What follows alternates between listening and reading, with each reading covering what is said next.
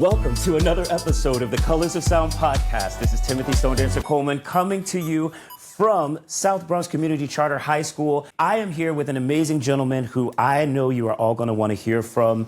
So let's give ourselves a moment and have a quick conversation. Sir, what is your name? My name is John Clemente. All right, John, thanks so much for being with us today. What is your connection to South Bronx Community Charter High School? So I'm one of the co-founders and I'm the executive director here at the school. What was going on at the time that you dreamt up this idea? Well, I'd like to say I dreamt up the idea, but really this was a bigger project that I was fortunate to be a part of. So the New York City Department of Education was looking to create a breakthrough high school model back in 2013, going on almost 11 years ago. And so they brought together a group of 9 people. I was one of those people, and we got a chance to look at high schools throughout the country and had a chance to work with teenagers really here in New York City that we met with every week to talk about different ideas of what their high school experience could be like and what would be the ideal high school experience to make sure that they had the maximum amount of success. And so we spent a year building out a new idea for a school, and then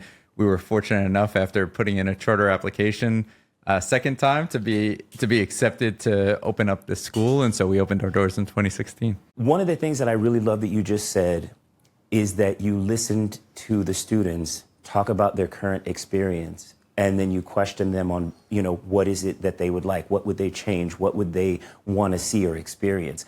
That's so powerful because so many times, and especially in this South Bronx area, I've worked down here for a long time, we do so many questionnaires and, ask the parents, put out a survey, but then no one does anything with that information. So what does the process look like once you've done all of that collection of information? How did you then move that to the next phase? So that's a great question. So it was kind of it was an iterative process. So we were meeting with these high school students every single week. And so as we met with them, we would talk about a particular idea, something that we thought might be compelling based on the conversations we were having with them about how we might do school differently. But then we would draw it up and then bring it back to them and say, hey, here's how we were thinking we can implement this idea. What do you guys think? And then, there were times when kids would say, that's interesting. And there's times when they'd say, that's a terrible idea. Don't do that. And so we were, we built a bunch of different ideas for the school that way. And so we were, an example of that, we partnered with an organization called the Brotherhood Sister Soul, and they have this amazing rites of passage group mentoring program. And so we talked to kids about, how would you feel about actually just making that a part of school every day, where you get a chance to sit down and talk with, somebody a little bit older than you that can give you guidance on your life. And kids were really excited about that idea. And so we knew that was something we wanted to build into the school model. Yeah. It's one of the most amazing features of our school right now, where, every student is a part of a brotherhood or a sisterhood or a siblinghood, where they can build bonds and connections, show support for each other, and then do these kind of amazing trips together. So the number one thing that the youth that have spoken with us today have said is community, right? And I can't tell you how important it is that the motto isn't just framed in a picture on a wall, or that it's not just in the name, but it's made its way all the way down into the classroom. So I thank you for building it with integrity, honestly, is what that really equates to. Now, how many years has the school been functioning, open to the public with students? 8 years. 8 years? Yeah. And does it look now like you thought it would look in the beginning?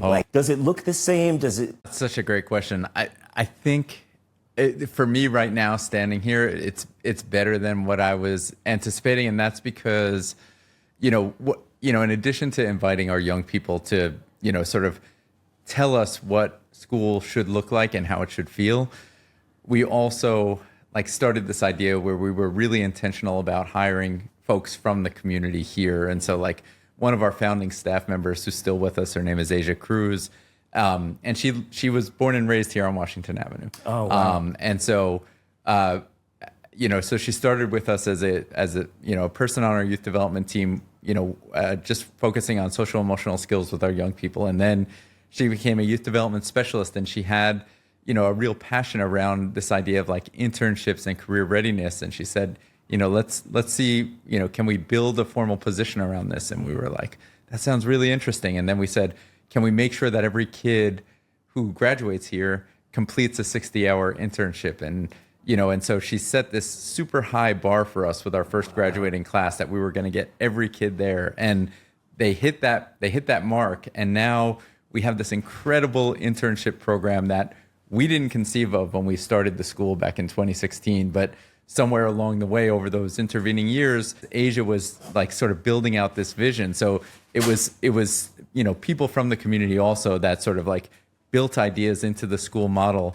And the way that we're set up really well to be able to kind of accept those ideas, iterate on them, build on them, and strengthen them. And so that's one of the things. We're very unique as a school that's not a career and technical education school. We're not a CTE school, right? But every single student has that 60-hour internship or apprenticeship that they graduate. I always tell people purpose has no age, right? And sometimes you find it young, sometimes, it could be any age, right? So it doesn't matter how old you are, but the more experiences that you're exposed to when you're younger, the more you can kind of see what you connect with.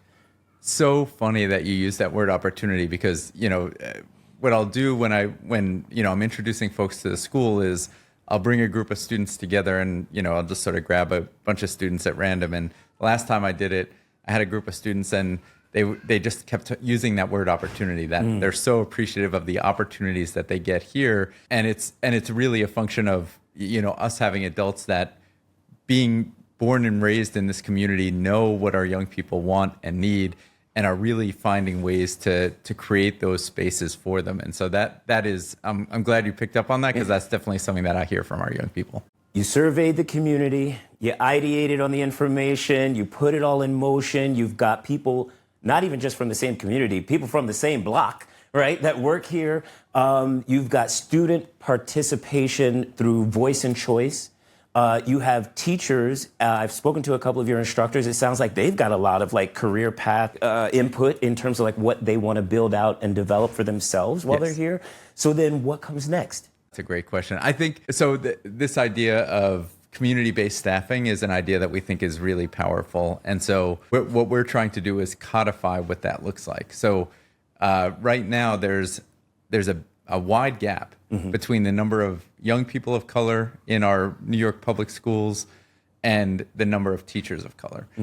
So it's actually a 40% gap. So there's only 80% of the young people in New York City schools are people of color, and only 40% of the teachers are. But the research also tells us that when young people of color have teachers of color, that they do markedly better. There's a strong body of research that tells us that. But we haven't seen the system move enough in a direction to make sure that there are people of color in front of our young people. And so at our school, 88% of our staff are people of color. They're a true reflection of the community that we serve.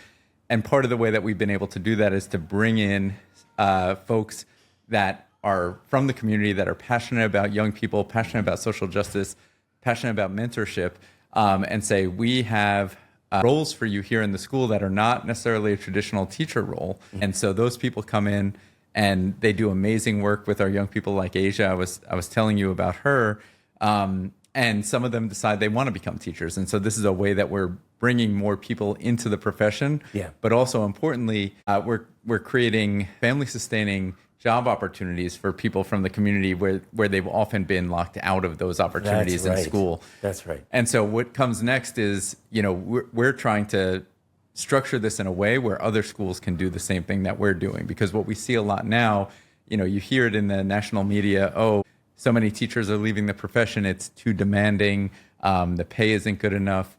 All of these challenges with mental health as a result of the pandemic and other things that are going on with social media, et cetera. And honestly, just real quick, prior to the pandemic here in the South Bronx. For sure. You know what I'm saying? Like, I think the pandemic highlighted the things that were happening here didn't even get attention until they were happening in some of the other places, right? So I'm sorry, keep going. No. Yeah. So, so knowing all of those things, what we've seen is we've had a lot of success by bringing those folks into these career opportunities here.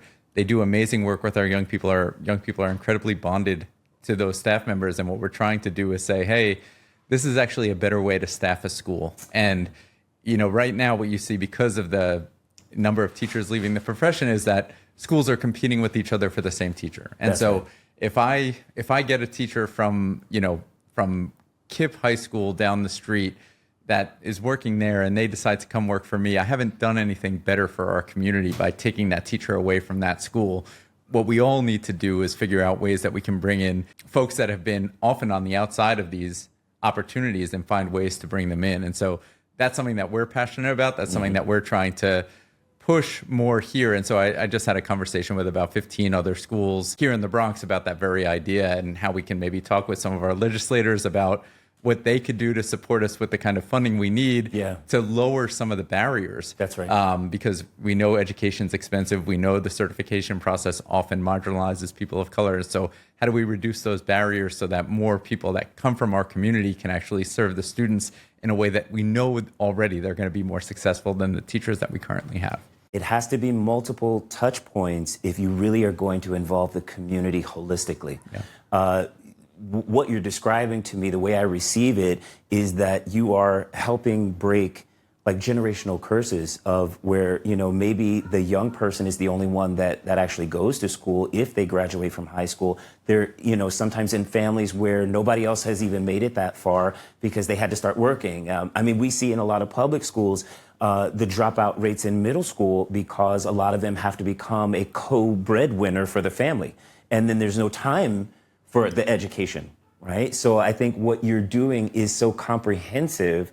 Now, is there a goal to have more of these buildings or schools? Am I touching on something that's a secret? Like, No. Are you not able to? No, it's a good question. What we've always said is if we have staff that are excited about wanting to grow another South Bronx community or another school with this model, we would support that and we would make that happen. For now, we're also bonded to this place, and so what we're trying to do is figure out ways that we can create opportunities for growth for the people that are so invested in this, and how can we bring more resources to bear for the students that we serve here. And so, we want this school to be a beacon in the community. We want all of our staff members to be a beacon in this community for the young people that we serve. And so that's kind of the framework in the model that we're thinking of. I think a lot of charter schools think about, we're going to open another and another and another. And, right. I think we're thinking about growth in a different way. We have some ideas that we know work really well.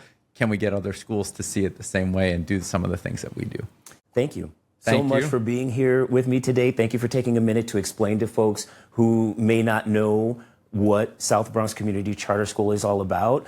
I think also when other educators hear this that are from more traditional public schools, they're going to hear the heart and the soul of what this is about. I know, having worked at the Department of Education myself previously, there is sometimes a battle between public school and charter school, and even just the name charter. They don't even get to the real name of the school. They stop with that one word. But what I hope people receive from this is that we can always do better for our youth. No matter where you're working, no matter what you're doing, there's always more that we could do, not only for the children, but also to include their parents and their family members. Because that's where we sometimes lose, is that we don't try and serve the family holistically. And so that is honestly, truly from my heart, something I feel about this particular location. So thanks so much for being with us today. I really appreciate it. Thank you so much. Appreciate it. All right, folks, that is another episode of the Colors of Sound podcast here at South Bronx Community Charter High School. I hope you've enjoyed this segment. Look them up online, like them, follow them, share their mission and their vision. And don't forget, donations are always welcome. We want to make sure the kids have all the opportunities possible while they still have a chance to find themselves and find out what's happening in the world. We'll talk to you soon. Check out the latest episode of the Colors of Sound podcast on your favorite platform.